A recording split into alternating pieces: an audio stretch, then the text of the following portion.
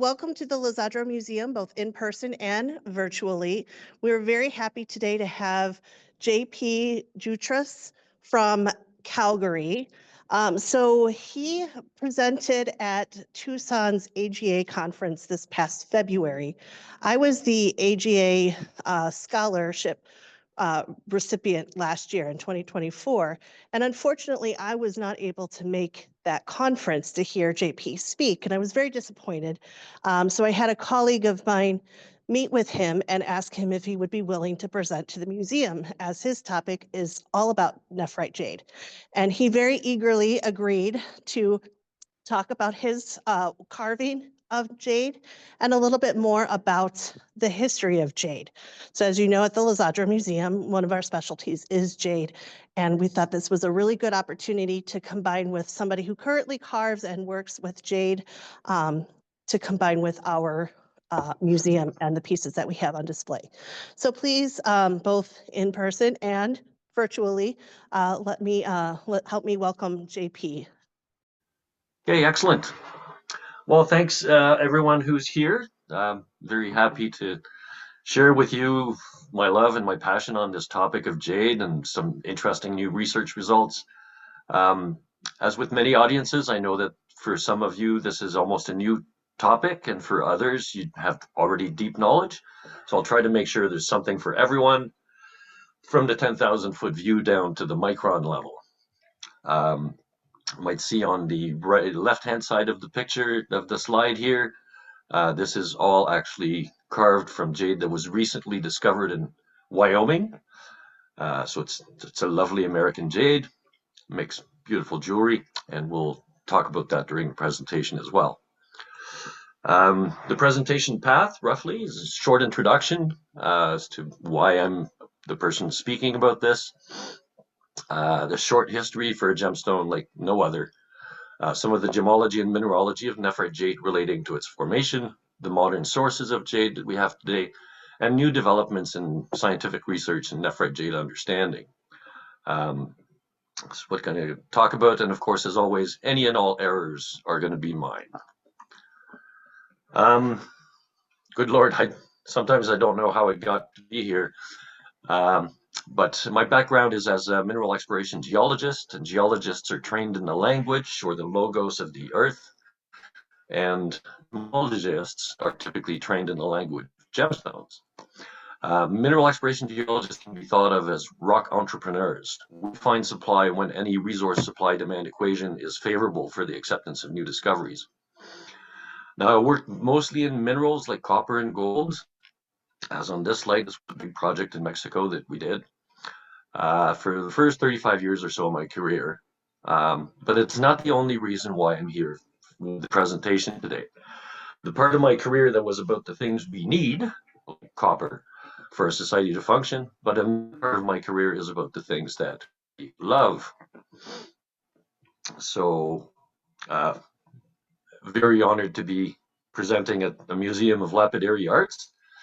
I did do a large part of my gemology degree as well as my geology, and I've been carving and cutting gemstones. All of the ones you see on the slides are all mine for about 35 years as well. I guess there wasn't enough rocks in my life during the day. I also carved them all the time. So that's what got me really deep into the jade starting about 8 years ago. The carver was invited to exhibit and participate at the Ziganbei exhibition in Suzhou in China in 2016 for the first time. And you know, we in the West we like to see the little Chinese designs and the carvings and the little Buddhas. In Canada, we have a lot of jade. We like to make little bears with it.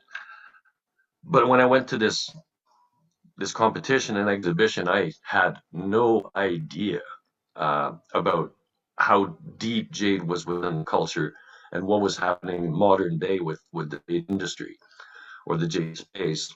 So when they invited me, they didn't really tell me what this was about. I just kind of went, okay, yeah, I'll go. It'll be fun. But I ended up in 2016 for the first time at this competition where there were over 550 competing carvers and over 1,100 pieces submitted for the competition, most of them in the style that you see on the slide here. But the scale of it was amazing because over a couple of days in 2016, they had over 90,000 visitors. I realized I had no idea of the beauty, the creativity, the scale, and the scope of that jade space, as well as the value of some of the material. So I'd been working with fairly lower value Canadian material for very long, but the jades that I saw out there are certainly very valuable. The piece there on the left-hand side was, and this is not kind of a market where you expect a percent of the asking prices. These are real suppliers. So $109,000 US for the piece on the left, about $2,700 for the piece on the right. That was in 2017. And as a mineral exploration geologist, when rocks are worth money, I really start to pay very close attention. Uh, those prices in 2016, 17, I was there in 2019 as well, have just kept going up and up.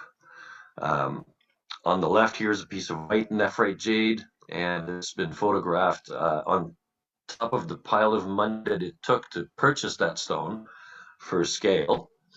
So it was about a 5.9 kilo piece, and it was about $460,000 for the rock there in the middle of the picture.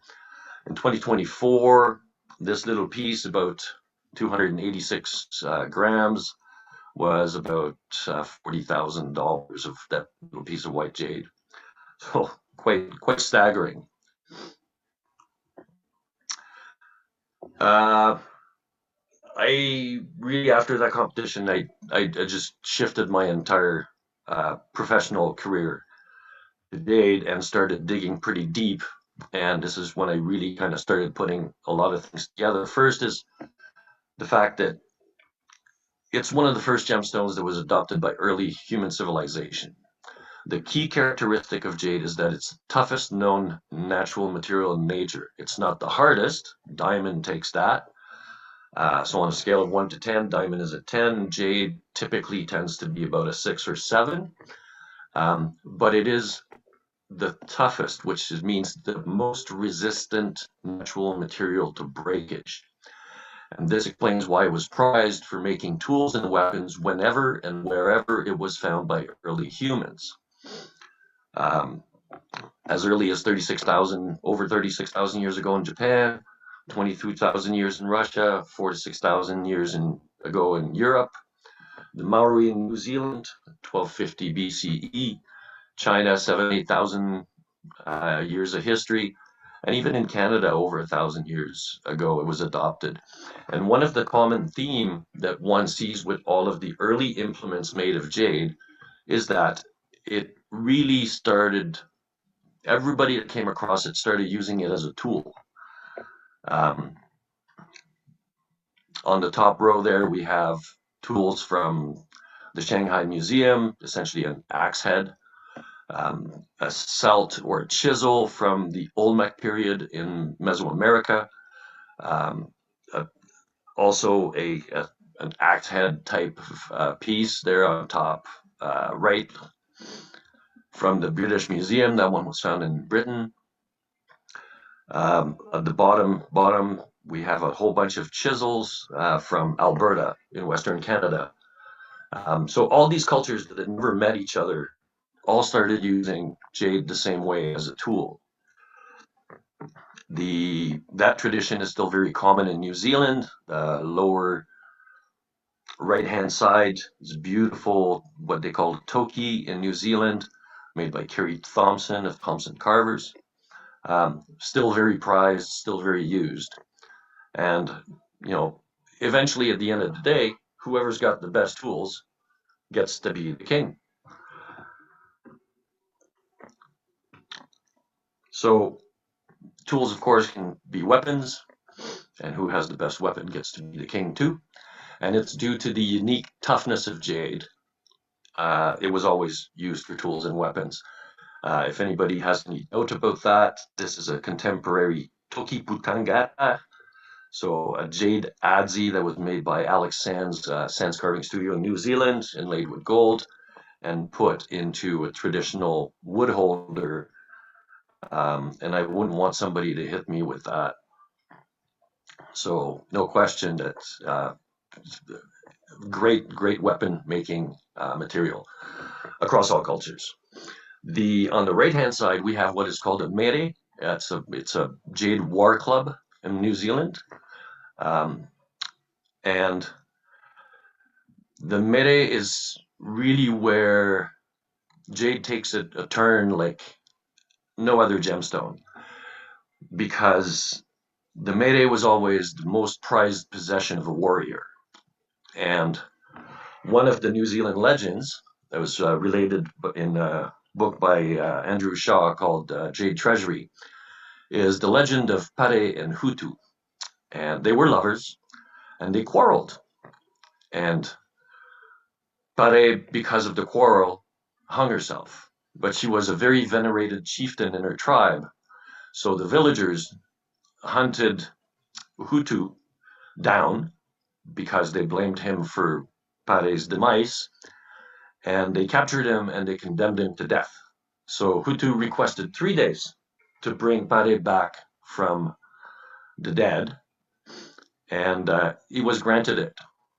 So he went on a quest to find Pare, and of course no one could pass the Lady of the Night, the goddess Hinenwitepo, the goddess of death, but Hutu, to cross into the underworld, gave her his jade mere, and was granted safe passage to find and return with Pare.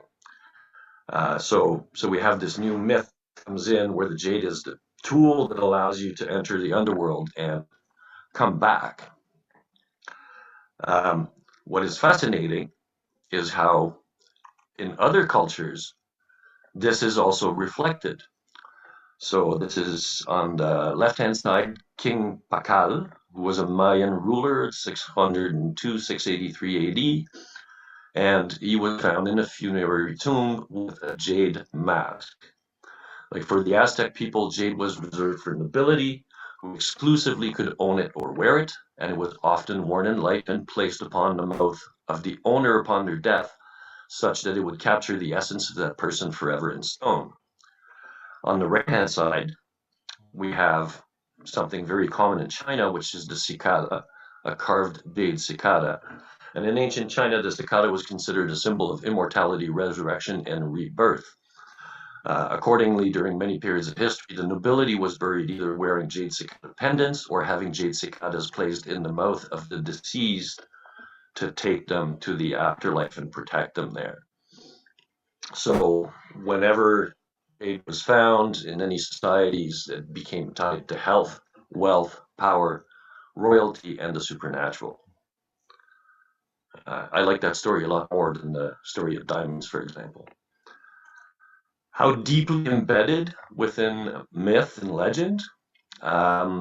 This is one of the ones, there are hundreds of myths. This is the one I like the most. And it's the myth of Pangu, which is a very special myth in the gem world.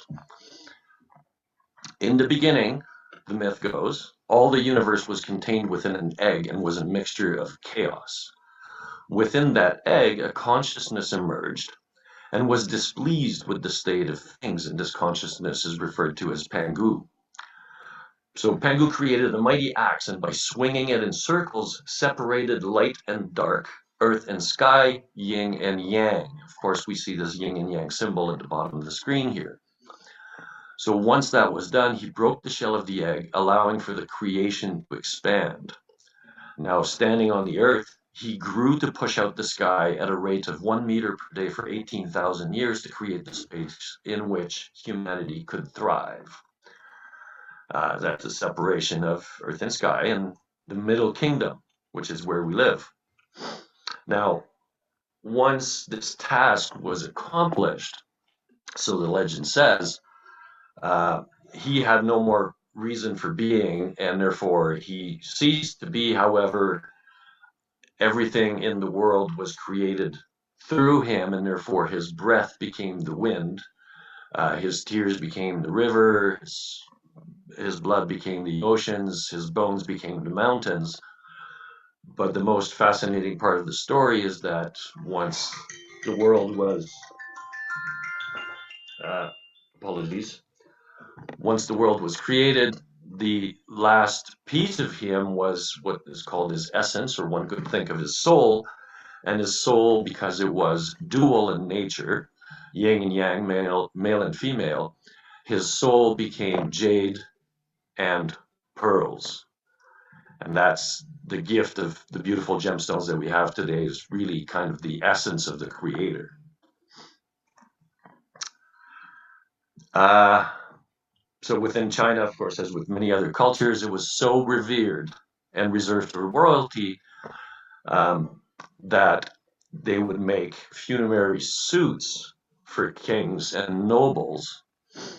And there's a quirk here, because when Emperor Qin unified China for the first time, he, in that's 71 BC, a couple thousand years ago, he forbade the creation of these suits because he said the rulers would beggar their kingdom and the people in order to make these expensive suits. So they stopped being made over 2,000 years ago. However, people were still talking about them. It was the stuff of legends. They never forgot that these things had existed once. So even though for 2,000 years nobody had seen one, they started to find them again in about 1960. So the legend was real. The other quirk, which is amazing, is that they, of course, they found these things in tombs that are being excavated during archaeological digs. And often the jade, the most precious thing in the tomb, was the only thing that would be left in the tomb. Everything else would have been looted. And this wonderful YouTube video from the Smithsonian channel called Why Tomb Raiders Treated This Precious Gem Like Trash is that it was too precious to steal. Only the nobility was allowed to own jade, so therefore a thief would not take it from a tomb, because to get caught with a piece of jade unless you were noble meant death, and therefore they had to leave it in the tombs. Really, really interesting stuff. This is also represented deeply today in Chinese culture. So we talked a little bit about the myth of Pangu, and this symbol here is the symbol for Huang, and that represents the ruler. The three strokes, the top stroke represents, according to some interpretation, the heaven. The bottom stroke is the earth, the sky and the earth. The middle stroke is where we live, is the middle kingdom. And the vertical stroke unifies all these three domains, is the emperor, who is tasked in maintaining the order of the world and prevent chaos. So you don't want heaven and earth to collapse and create chaos. And that's why when there's trouble, the emperor is losing the mantle of heaven, his legitimacy. Now, emperors also wore jade on their belts, and that's how we get the transformation of the word Huang, emperor, to the word Yu, which is jade. And that word can be traced back to about 2950 before Christ. That is the symbol that we see on top left here. So we have the word for emperor, and if we put that little piece of jade on the side, then the word becomes jade. The image on top middle is the modern word for China, Zhongguo, and you can see the word for jade, or the symbol for jade, as part of that. So it's really defining the nature of China and the Chinese people. Most recently, the Beijing Olympics were in 2008, and for the first time in the history of the Olympics, when they were held in China, the Chinese embedded a part of their culture within the medals, because gold, silver, and bronze are fine, but what's most important to China is jade.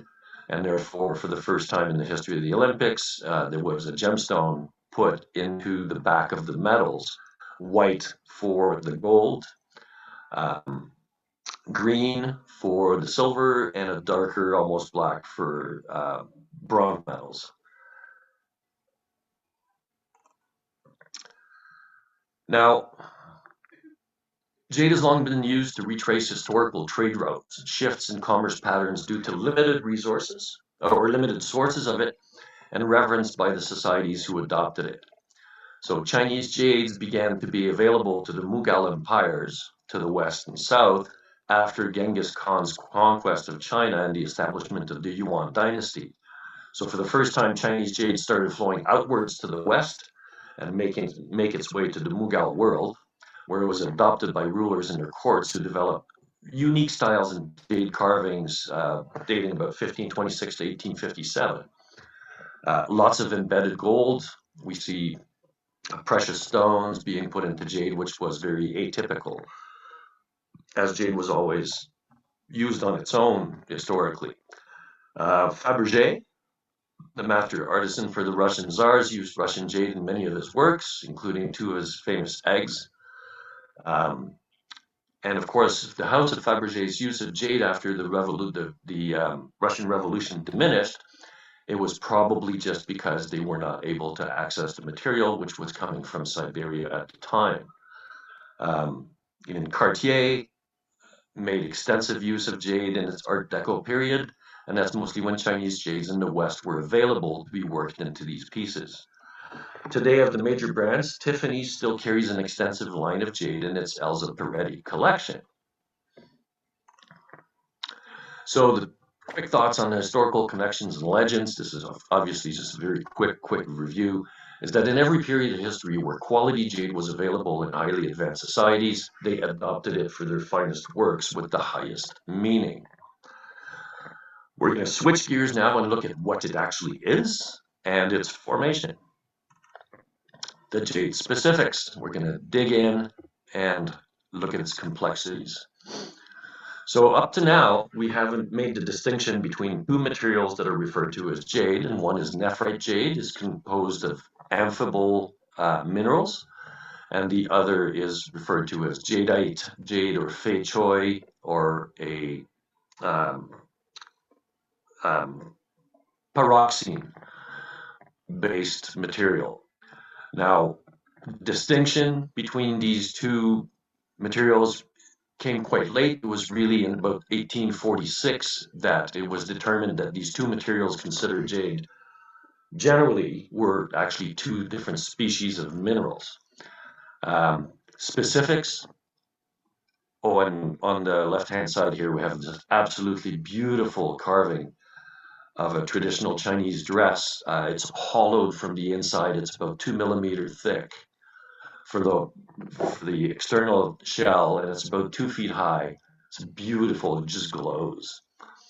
And the reason why it can be carved that way is because it is the toughest natural mineral aggregate known in nature. Nephrite jade consists of amphibole group minerals that are referred to as the tremolite-actinolite series. If it's magnesium, the formula is calcium, magnesium, iron, silica with some oxygen and a hydroxyl group. And if it is more magnesium rich, it'll fall into the tremolite end of the spectrum. If it's more iron rich, it'll fall into the actinolite end of the spectrum. However, the mineralogy is critical in defining what jade is, or nephrite jade. It is the felted texture, not the mineralogy itself, that provides it with the toughness to be carved into durable carvings, bangles, jewelry, and enduring works of art. The more specifics, it is very dense. Color can vary from white to black to green, less commonly in blues, reds, and yellows. And in China, all nephrite jade, regardless of origin, is referred to as Hoqianyu. And you know, this is kind of a regional appellation in the same way that, for example, we call Savorite comes from Tsavo National Park in Kenya. So that's a locality name that defines what the mineral is. However, it can be found in other places. So for the Chinese, they adopted Hotianyu as a classification. That was about in 2002. To them, all jade is Hotianyu. A beautiful recent carving again by Master Yang Shi, which is in the British Museum on the left-hand side. It really shows what they're doing with it now. It's incredible. So I've got a couple of market numbers to indicate the scale of um, the jade space itself. This is from a Chinese Jewelry Market Report 2024 by the Gem and Jewelry Trade Association of China. And if you look at within China, the diamond market for 2023 was about $8.2 billion. The colored stone market was about $4.3 billion. The pearl market was about $4.8 billion. The jade jewelry market, including nephrite and jadeite, was $20.5 billion. This is something that for entrepreneurs, we look at huge asymmetries or imbalances. A huge jade market in China, almost no jade participation in jewelry in the West, very little, it's very niche. So it's something that really piques people's attention. I like to joke sometimes that there was a company once that was very well known out of England whose motto was "for all the tea in China," and that was the East India trading company, and they did very well by introducing tea to the West. So something to keep in mind. So the other jade material that is referred to as jadeite jade or fei choi from Myanmar largely was first introduced into China around 1784 from Burma or Myanmar. But it was also the jade of Japan and the Mayan and Olmecs, Aztec rulers in Mesoamerica. It is also a very hard, very tough aggregate of pyroxene group minerals, which is jadeite composed of jadeite, sodium aluminum silicate, but also cosmochlor and amphicite in various amounts. The colors are also widely varying. The most famous one is the imperial green color that we see on the right-hand side. The main producer of jadeite jade or fei choi, or has been over 90% of it has been Myanmar, Burma, until fairly recently, about 2020.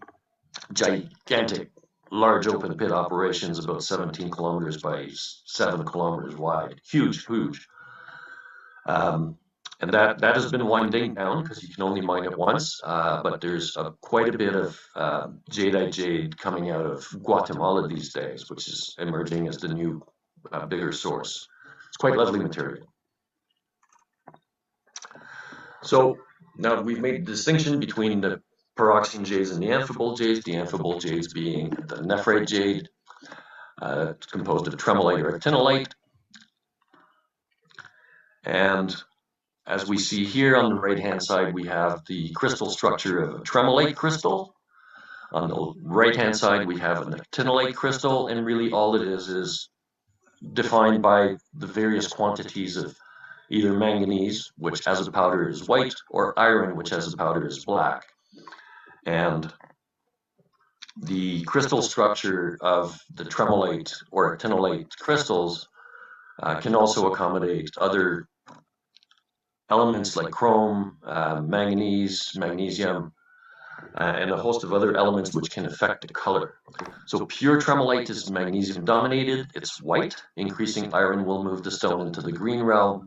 With pure actinolite jade, very iron rich, will be black or tend to be black, but we'll touch on that a bit later again. So one of the difficulties, because it's a tricky stone, is that in order to be considered nephrite jade, it's got a combination of both specific mineralogy, the tremolite actinolite series, and a specific texture referred to as felting. So on the left-hand side, we have tremolite that has grown in parallel. The fibers are all parallel, and that can be just picked apart. It cannot be carved. So it does not have toughness.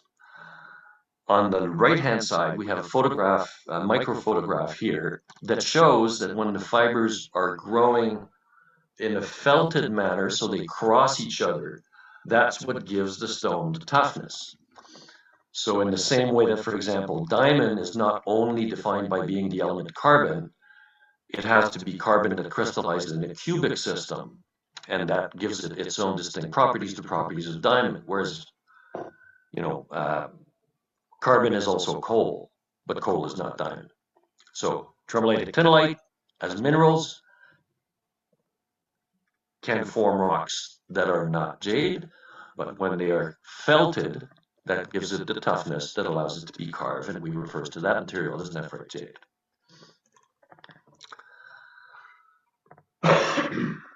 Apologies. And this is what we see on this slide here. So on the left-hand side is the rough gemstone. That's a stone from Wyoming. We did some thin sections of it, so cut very, very thin so we could look at the structure of it and magnified it 40 times. This is the center image. We see that the little fibers are going in every single direction. That's what gives it the toughness that it needs to be called nephrite jade.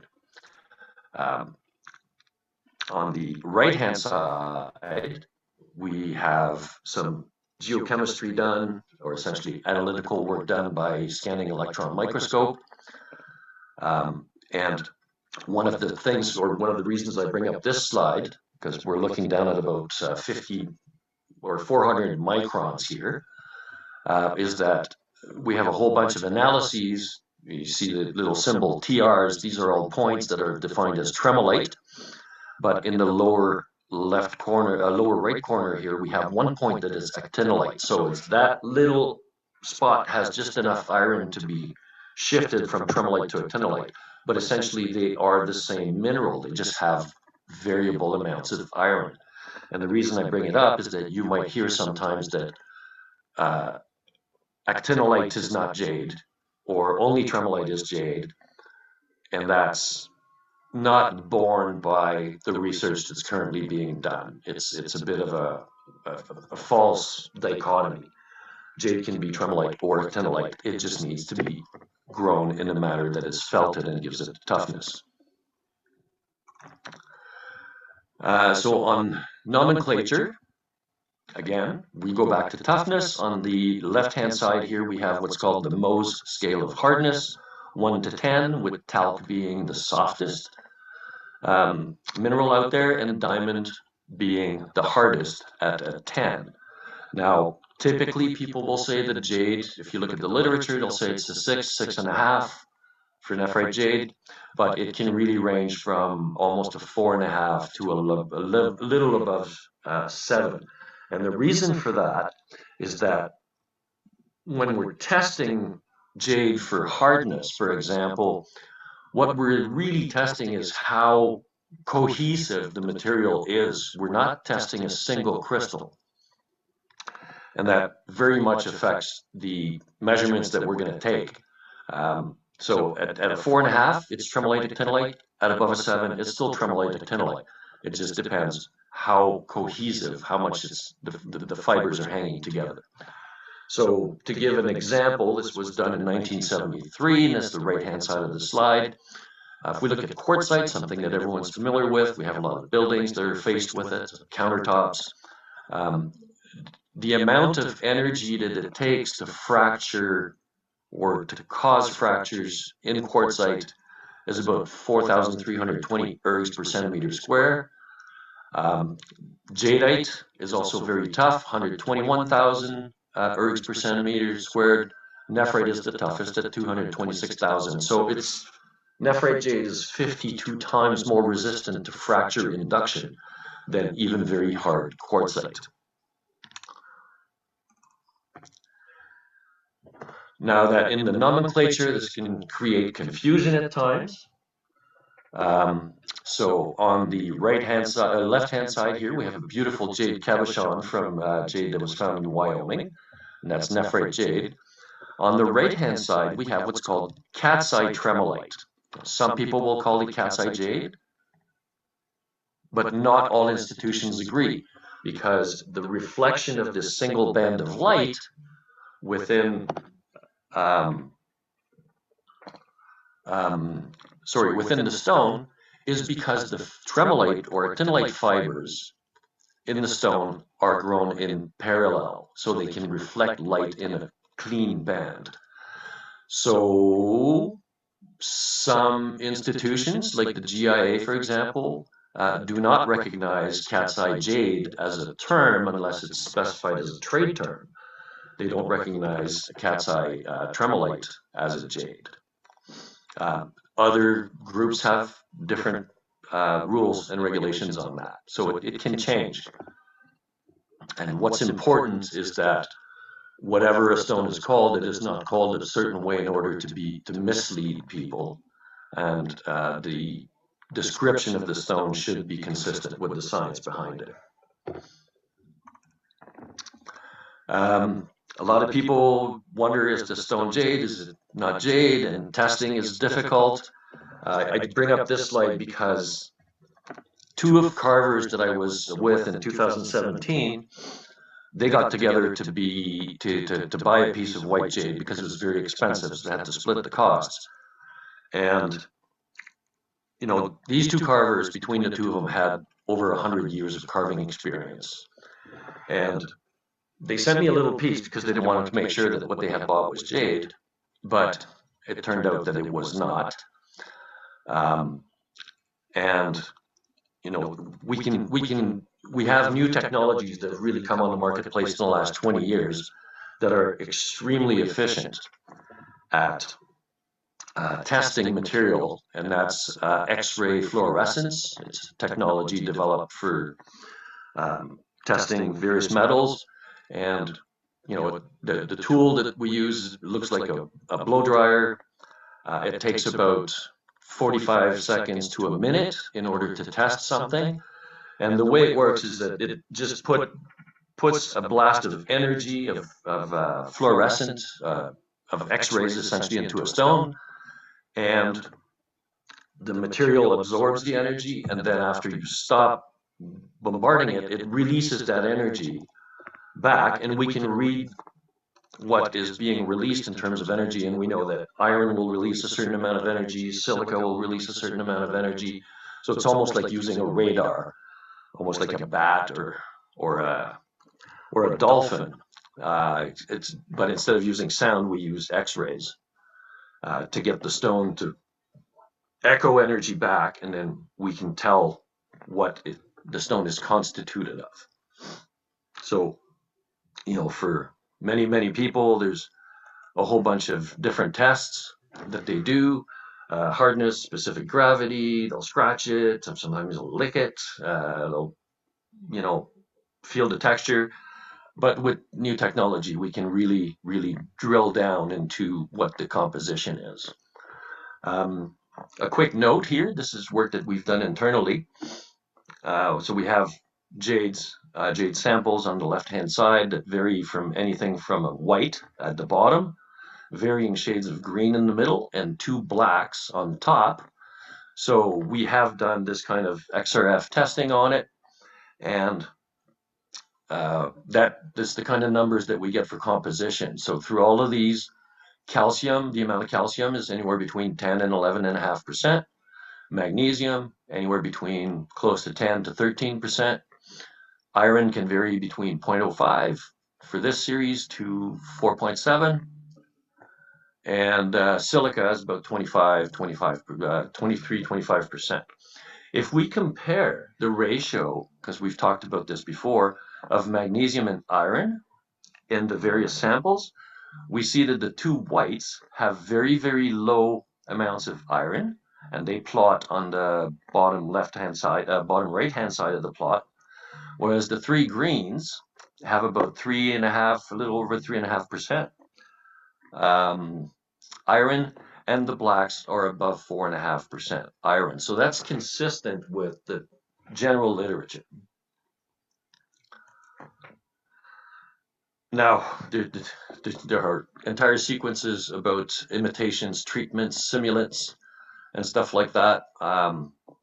I'm just going to show one piece of material that I got in China, 2017, upper left-hand side. So this is a simulant. It's a completely fabricated material that is made to look like jade.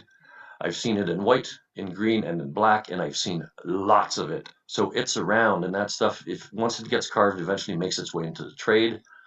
Um, Obviously, something like a test like XRF will identify it right away. But there is one thing that you will never see in natural jade, and it is air bubbles as an inclusion. So that's what we see in the middle there. That microphotograph, put a 1 millimeter scale on it. Right in the middle, you can see there's a little air bubble. You ever see a bubble in something that pretends to be jade? It's not jade. Treatments, we know that generally speaking, jadeite or phytoid can be treated in many ways. So they'll do leaching, they'll do dyeing, and all sorts of stuff. Nephrite typically has not been treated historically. However, that has started to happen in order to enhance the color or the luster of it. So that's something to keep an eye out of.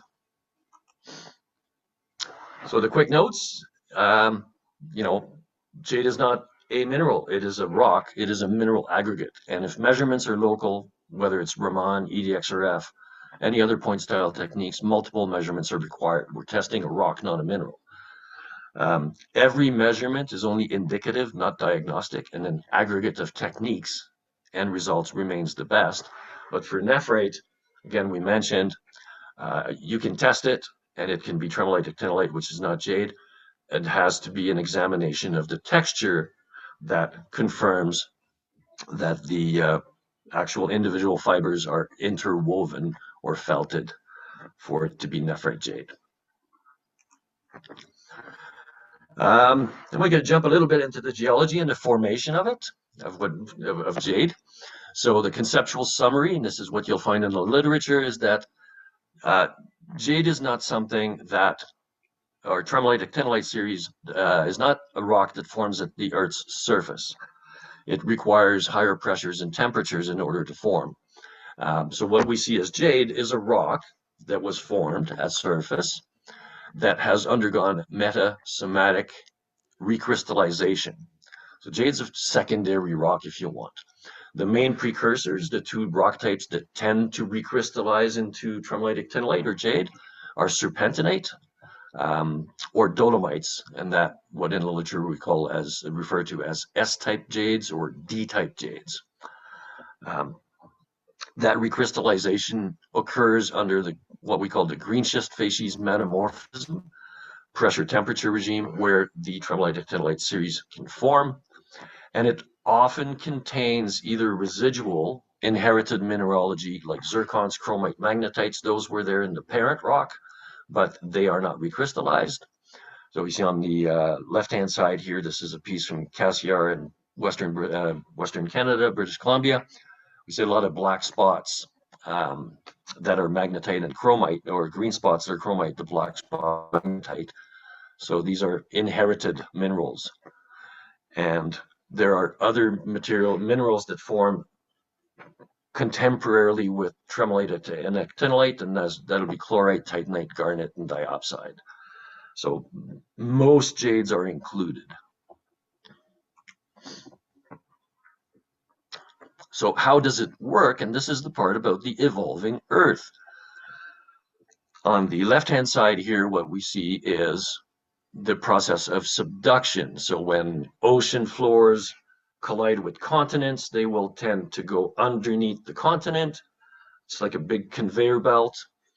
And as the rocks kind of go deeper and deeper into the earth where it's hotter and hotter, then the precursor rock, which is the ocean floor, will begin to recrystallize because the minerals that it has that are stable at surface conditions of pressure and temperature are no longer stable, so they reform themselves to accommodate the new pressure temperature regimes.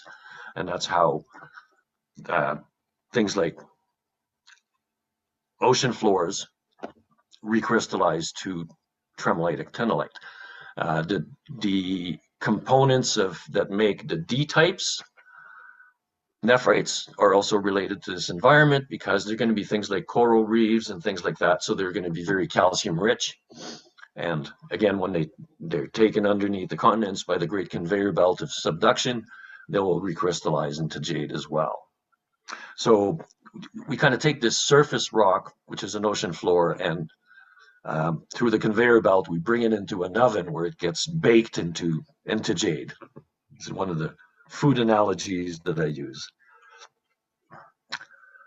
So it needs to be heated, but it also needs to be an environment in order for the felting to occur where while it's recrystallizing, it's in motion. And that's what allows the fibers to start crisscrossing each other.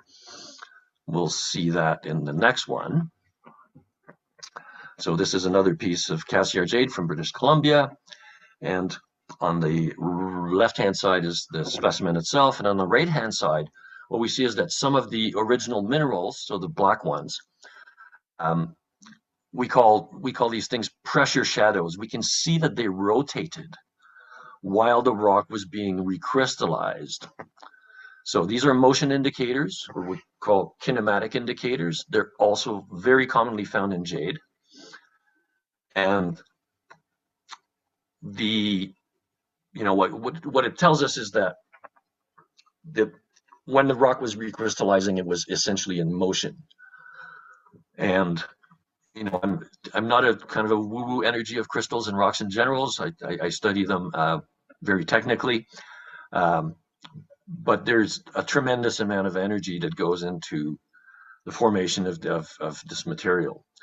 Now, if the jade is recrystallizing not in a dynamic environment, or if the tremolite actinolite forms not in a dynamic environment, that's when the fibers will be in parallel and therefore will not have the toughness required to be called jade. Very interesting thing. It's very difficult rocks to study. A lot of times what we want to do is cut very thin slices and look at them under a microscope.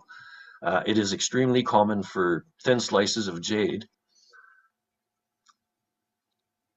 When we make thin sections with them, they'll actually explode. So they have retained some of that kinetic energy. And when we cut it too thin, it'll release that energy and break.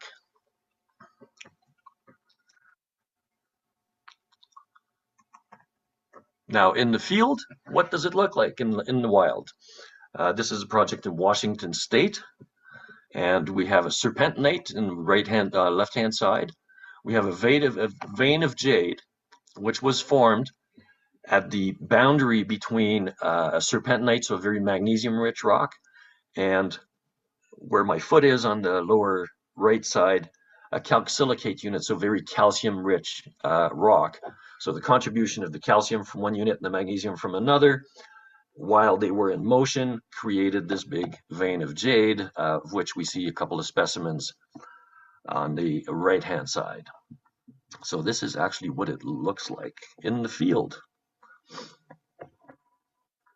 So supply. Well, historically, jade has been found mostly in alluvial jade fields. So if we look at China, the historical source in China is in the Hotian region of Western China, near Jinjiang, and the Kudankash and Katakash rivers were the most famous historical sources. Now, for certainly thousands of years, it was very common for women to go and harvest the jade in the rivers, and it was believed that because jade is a very masculine stone in terms of its energy, women that would go in the river would be attracted to it. So the combination of the feminine and masculine energies would produce better results in terms of finding the jade itself. So that's what happened for thousands of years. But then, of course, people got excited with heavy equipment. So the historical alluvial jade fields in Jingxian province were essentially entirely cleaned out with mechanized mining between approximately 2000 and 2010. This happened worldwide, all known deposits, because the increased demand from China and prices went through the roof. So anywhere that there was known historical source has just been ravaged with heavy equipment. So we are going to be seeing a big supply deficit in terms of the jade space.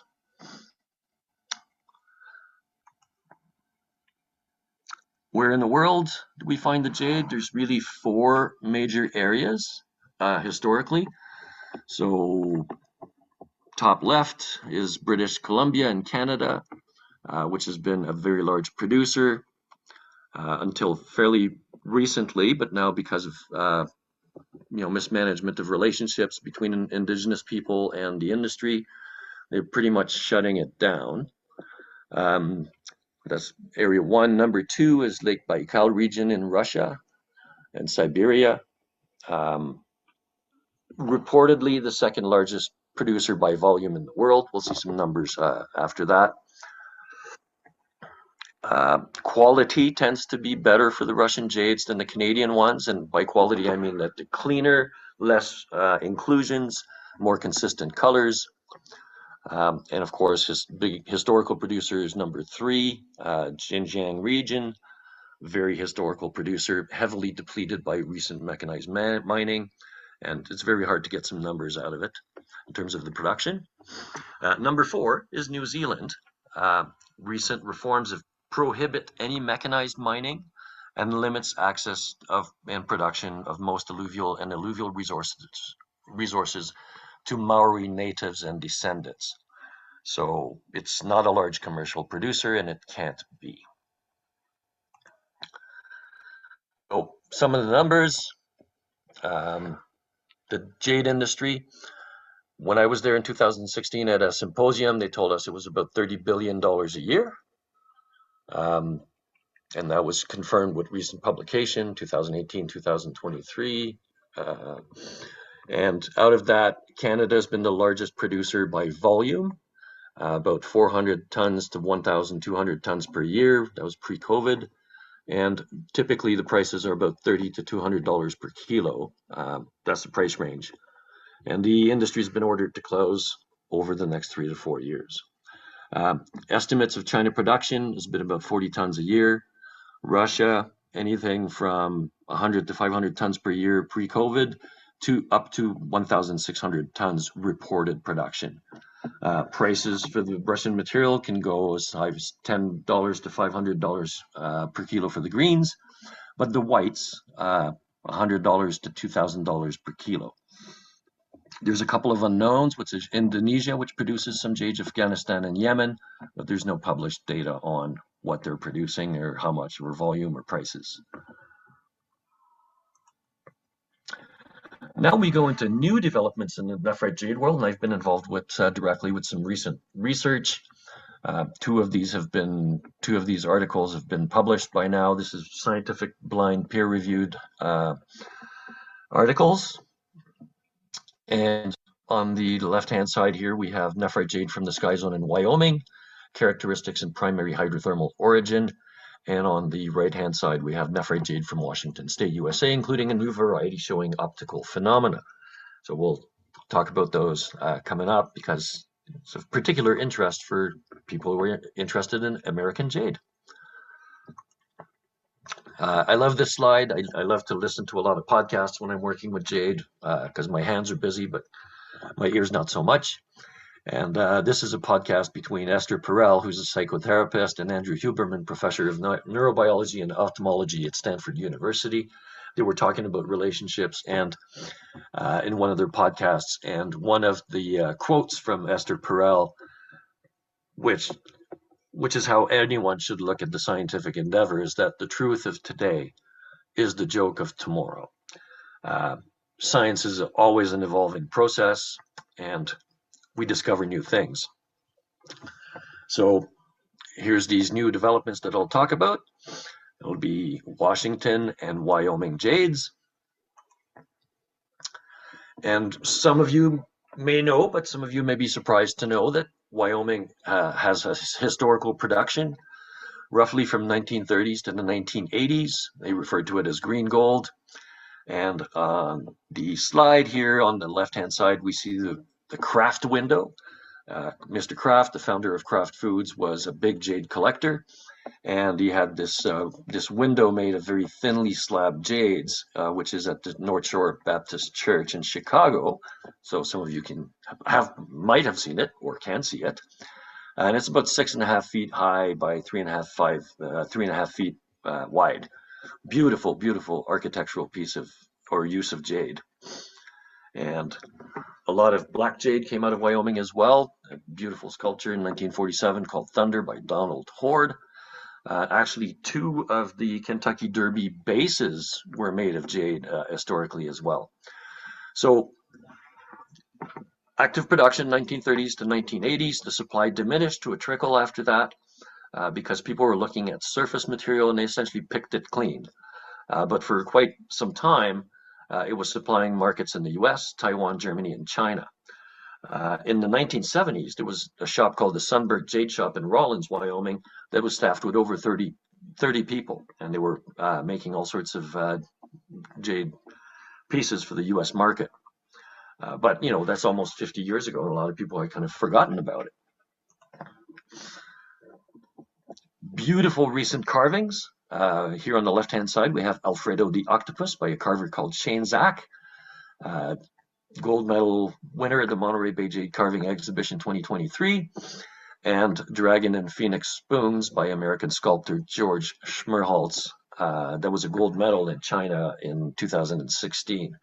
So still some of that material around, and it's still very highly sought after for carvers, and to a lesser degree jewelry. But the historical material from 50 years ago, it's all been high graded. Availability of high quality material has continually been decreasing. But with the kind of history that Wyoming had, so over 868 tons of historical production estimated by the Wyoming State Geological Survey. The survey also quotes Sinkankas, the famous mineralogist, in 1959 as considering Wyoming jade to be some of the best in the world against which materials from all other deposits must be compared. And the recent prices for material for the best rough gem material was ranged from about $1,000 to $3,800 a kilo, but up to $8,820 per kilo. And that's quite valuable. But it was very, very poorly understood, and everybody essentially thought that it had run out. There was also a big enigma about Wyoming because we saw that it takes subduction to bring material down into the crust so that it can recrystallize and form nephrite jade. But there was no subduction in Wyoming geologically. So the dragging of surface rocks to depth where they could recrystallize could not happen. It was inconsistent with Wyoming. In Wyoming, what happened is instead of an ocean plate going underneath a continent, we had 2 continents that collided, and that does not create subduction or going to depth. That creates uplift. So the current modern day analogies to these continental collisions are the Himalayas, for example. So if we had no ocean floor as a startup material and we had no subduction, then how could jade be created under these circumstances? And that's something that we've examined. I started being involved in work in Wyoming in about 2018. And in 2018, you know, what I brought was the historical knowledge or the compiled information that I've presented before. And we knew that with all other districts, typically only about 5 or 10% of the material would be a gem quality. And so that means it's very intense, it's very difficult within a jade producing area to find gem material. So in 2018, we did some trenching, we excavated a whole bunch of jade and started to look at it, going, well, how many percent of this is going to be gem material? So most of it is very mottled. So we've made these jade mosaics, made little carvings and thin plates. And you can see that the material is very included. It's very uneven. So it wasn't looking very good in terms of a lot of gem quality material. However, while we were doing this excavation and this recovering this jade, we found another piece of material very close by, about 500-600 feet away, and that's the piece that we see on the left-hand side. That's about 26, a little over 26 pounds, and the texture was very fine. It's microcrystalline, but it also had quartz crystals in it. So we never saw in the other material, what we call the ornamental jade, we never saw any quartz crystals. And of course, quartz crystals are not supposed to exist in jade at all, because proper crystals form in different environments. So there's a bit of a head scratcher, and we decided to go and look in other places beyond. So we said, well, the tracer here is going to be not serpentinites or dolomites, but it's going to be where we find quartz crystals, and also the other materials called epidote and zoisite. So identifying the host rock was the primary priority. And then the exploration philosophy, or what we call the field goggles, went from reactive, as in you'll only find jade when you find it, to being predictive. If we find the right units, within that unit is going to be jade, as we see on the slide here. So on the left-hand side, this is what jade looks like in the wild in Wyoming, or the gem quality jade. And on the right-hand side, we've got a couple of the pieces that were extracted from that zone. So discovering the material in situ was quite exciting, and that led us to go with a jackhammer. We don't call this mining; we refer to it as harvesting, because no water is required. There's no crushing, and after we're done hammering the rock, we just separate out the jade, which we see on the right-hand side here, and then we return the tailings, or the host rock, back into the excavation. So in 2021, we did a pilot scale production project where we excavated 21.6 tons of rock and recovered about 230 kilos of jade from that. And of that 230 kilos, 183 kilos were fairly consistent in gem grade, as you can see from the photos here. Very clean material, no inclusions. And that was completely unexpected, because in other gem fields, only 5%, roughly 5% of the production is gem grade, whereas here it's 80% consistency. So this is comparatively high yield, it's consistent, and it's low risk rough material because it's so consistent. High uniformity of color and texture makes it very suitable for very high luster vitreous finish. And now we had to put together a geological model on this. So how different are the Wyoming systems from other known ones? There was no subductive conveyor belt to take the precursor or parent rock to a recrystallization depth, or the oven, and no actual precursor rocks such as seafloors and carbonate sediments. In terms of the geology, if we look at something like on this slide, we look at emplacement. So for people that are familiar with diamonds, we know that we find diamonds in a kimberlite pipe, and that kimberlite pipe kind of is intruded into the country rock. So, and as it comes in as a new rock type, and it brings diamonds with it. But we don't have that in Wyoming. In Wyoming, what we have is alteration.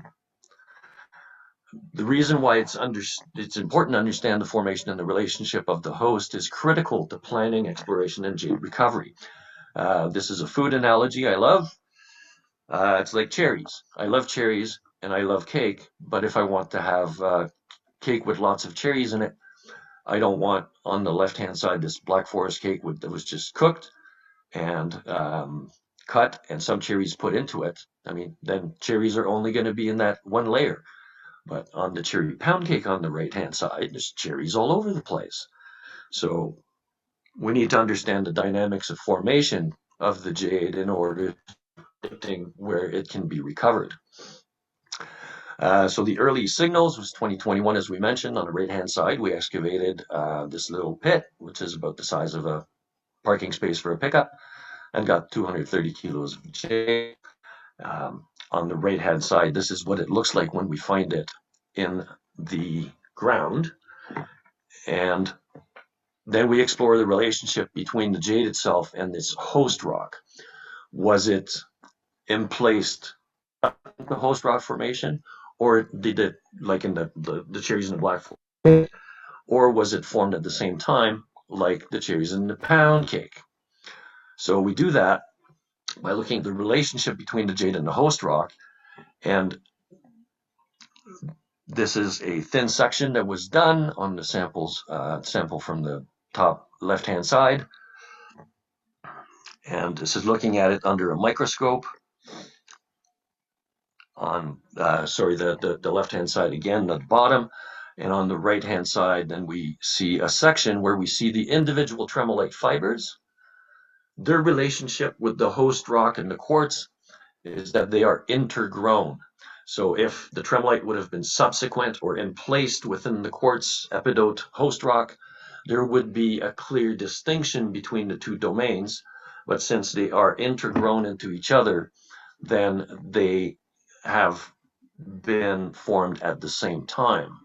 So then our key is to look, if we want to find jade, we have to look for the quartz and epidote host rock. Interestingly, in Wyoming, there's a complete absence of unrelated accessory minerals in the jade itself, or even relic textures that indicate deposition as a primary, as a secondary rock. Whenever we recrystallize a rock, it's going to keep some of the features of its origin, or its original rock. And in Wyoming, there's just nothing. So that indicates to us that it has been deposited as a primary phase. This is a primary jade as opposed to a metasomatic jade. Um, so there was no precursor or parent rock. The crystals were formed directly out of a fluid. And the presence of well-terminated quartz crystals, which are only understood to grow within an empty space, supports that this is the primary jade deposition model within the larger quartz epidote massive replacement zones. I know we've got a lot of geologies on these couple of slides, but we'll get through that. How do we make the space in which the jade can form? So this guy's on the jade formational model is that during a continental collision, we build stress, but in a brittle domain. Like the rocks are not hot enough to be fluid or to be moving, so they break. It's the same as if we take a book here and push in one direction. The reaction to accommodate the strain is going to be to open fractures, which was what we see on the right-hand side. So at great depths, superheated rocks can fold and slide to absorb stress. At shallower depths, where the rocks are colder and not plastic, the stress needs to be accommodated by cracking to release tension.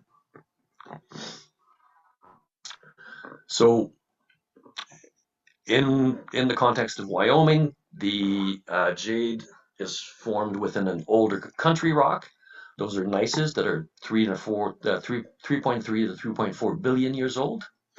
And we see them on the lower left-hand side. So these rocks are barren, there's nothing in them. But when we have cracks that allowed intrusive rocks to come into the system, as we see, it's subtle, but we see one of these little dikes, these little intrusions at the bottom there. And these intrusions have brought in the calcium that's necessary to form jade and the magnesium that's necessary to form jade. So these are brought in association with these intrusive rocks called pegmatite dikes. And those dikes acted both as a fluid and calcium contributor and a heat source to incite recrystallization. On the top right-hand side, we see that the rocks are kind of cream-colored to beige, a little greenish tint because there's so much epidote. And it's within those recrystallized gneisses that we find the cracks where the jade is actually formed. Fun part, jade itself cannot be age dated, but epidote can. And based on the dating of the associated and syngenetic epidote, Wyoming jades are now considered to be the oldest nephrite jade formed on Earth. On the table here, we see that the Wyoming jades are on the left-hand side at 2.48 billion years old, whereas even most of the jades in the world are about anywhere from 110 million years old to 500 million years old. So Wyoming jades are actually the Earth's first jades. Here's our little formational model to illustrate that. So on the left-hand side, we have these two arrows that represent the stress directions. And so we're moving the rocks one direction one way and the other direction the other way. And that incites the formation of cracks. So in the middle here, we have these cracks, the fluids come in, and we initiate both quartz crystal formation and jade deposition directly from fluids in these spaces. Of course, when you have, and this happens during earthquakes. So once you've cracked a rock, the pressure will release, but then it'll build up again and it'll be reopening these things. As we know, places like California that are earthquake prone, the stress will release during an earthquake, it'll build again, and then it'll reactivate the same zones. So these systems get reactivated all of the time, and that allows us to build larger and larger pockets of jade itself. So here's the part. My daughter often tells me, "Why, Dad, this is really cool, but could you please speak English?" So in summary, continental collisions cause the Earth to be broken through earthquakes, and the Earth heals itself by creating jade. So primary jade is an Earth healing stone. So that's the process. We initiate stress fractures, we open the fractures, quartz crystals are formed, jade deposits directly into the fluid, from fluids into the created space. And this is exactly what it looks like. It's not just theoretical. We have the theoretical model on the left-hand side, but the big piece of jade is, as we found it, was just something that was formed in one of these spaces. So to date, as you look forward into the potential production of jade in Wyoming, we've mapped this area over about 2.35 acres. The image on the left-hand side is a high-resolution drone photograph, and the yellow area is kind of the limits of that zone. That's where everything is either quartz replacement. And can put the cursor over here, hopefully you can see it. There's a little pit there, a little white dot. That's where we recovered the original amount of jade. So we really tested only about 0.005% of that footprint. And because the system is on top of a hill, we can see the base of it. We know that it's at least 40 meters deep. There's no reason why it should not be deeper than that. So our working hypothesis, this is where you get to be in the head of a geologist. And it's important. This is why is a solid model and a working hypothesis important? Is because proper planning of continued testing to increase the certainty level of long-term potential mining production needs to be done, because without a plan, you can't get a permit to work in Wyoming. So we have this plan, and we have to justify to the authorities, if this is going to go ahead, that it is worth doing, and there's value in doing this and allowing for disturbance to be created.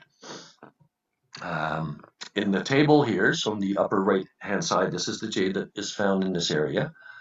And if we take the area and convert that into a volume, then we convert that volume to tonnage. We know that, for example, for each deep meter of depth that we go into this area, we could, and this is always contingent on the early data being repeated, because we know that in our early testing we got 8.3 kilos per ton of jade. Uh, but perhaps that's not going to be repeated. So for each meter of that entire surface, there should be between 0 kilos of material to 224,000 kilos. So there's potentially quite a bit of jade that could be coming out of Wyoming in the future. Now, a couple of other things in keeping with the idea that yesterday's science is tomorrow's joke. We've looked at color mechanisms previously, and we had a graph that showed, the data showed that iron content would affect the color. Now, in this instance, we have the rock on the left-hand side that has both kind of very clean, very light colored domain, almost white, and very black domains. But the testing on it shows that the amount of iron is essentially the same in both of them. So we've done 15 samples, and this is the graph on the other side.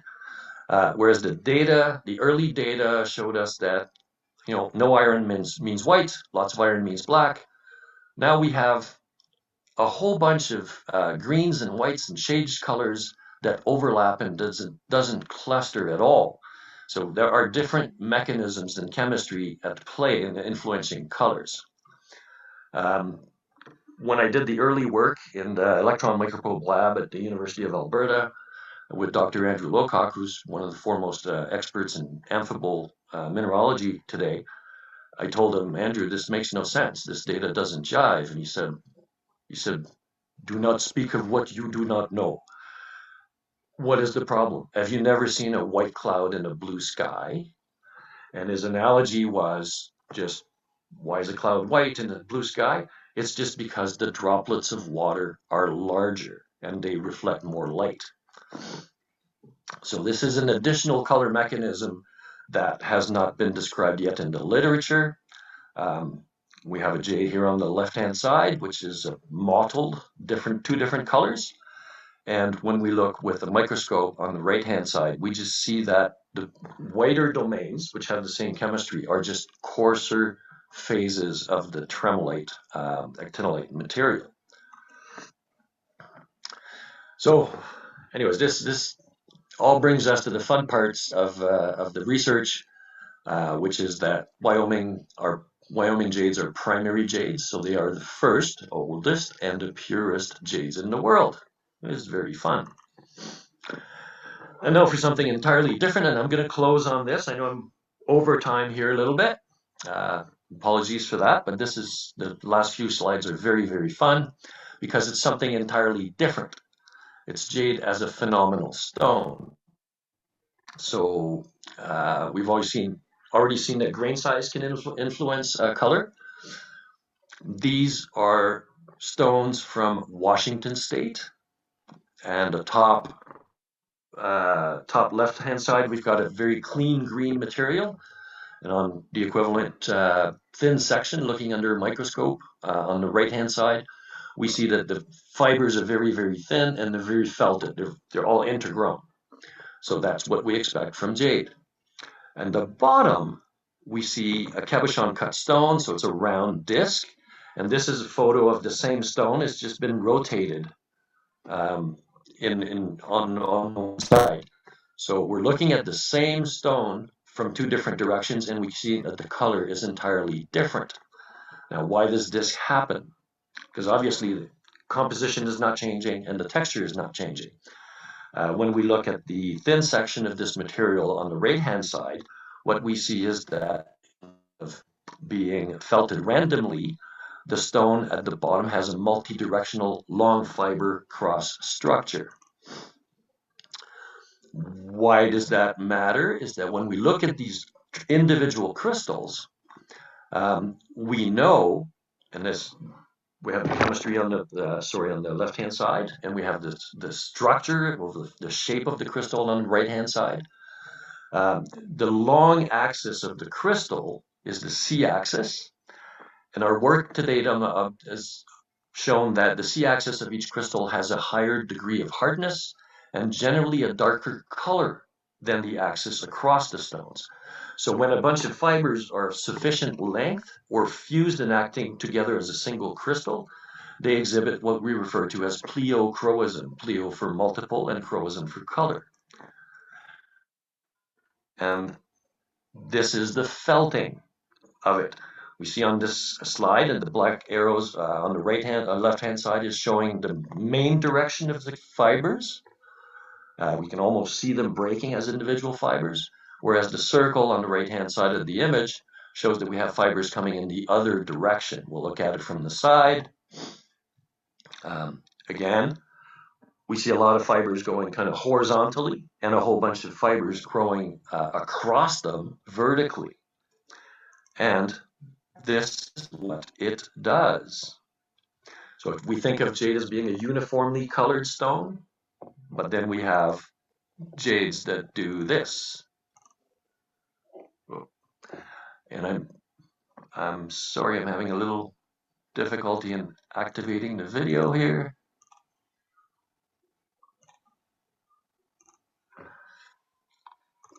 So here, what I'm going to try to get you to pay attention to is just look at one point in each stone and follow it as we rotate the stone, and you'll see its color changing. I'm sorry. There we go.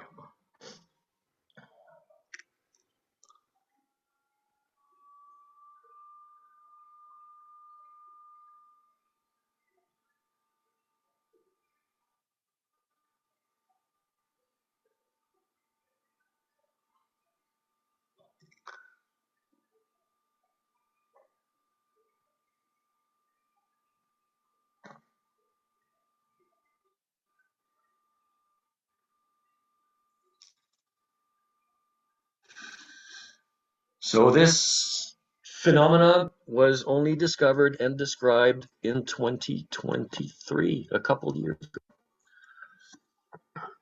ago. Okay, we're going to wrap up, and I know I'm over time. I apologize, but I get carried away. We'll give you a summary.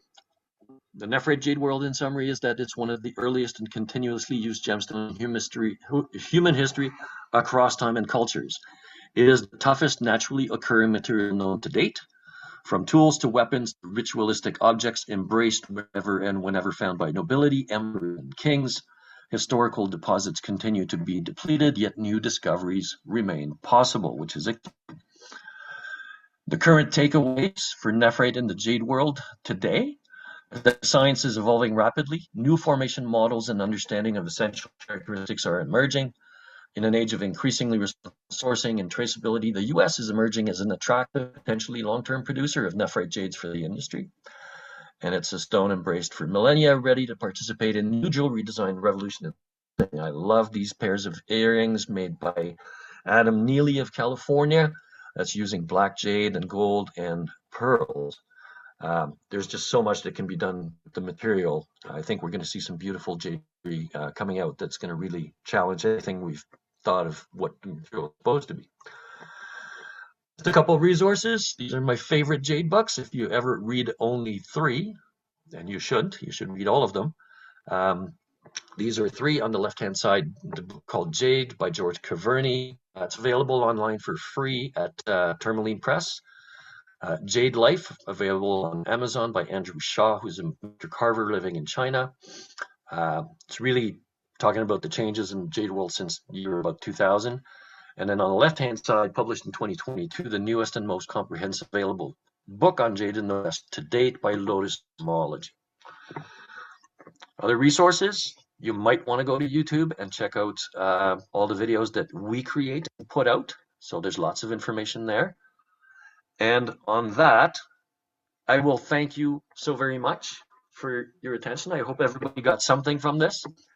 And we'll see if there's any questions.